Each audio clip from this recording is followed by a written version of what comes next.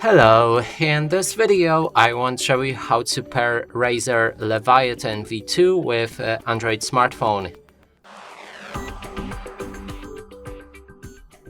To do this, first we'll need to scroll down our notification bar and enter Bluetooth settings. You can do it through the normal phone settings as well.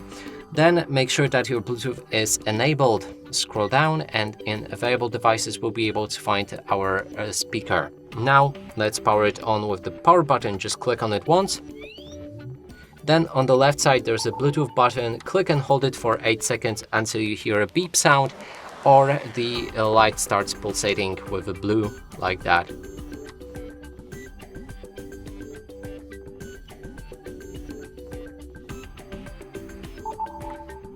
Now let's refresh available devices list, and here's a Razer Leviathan. We can click on it and pair it with our smartphone.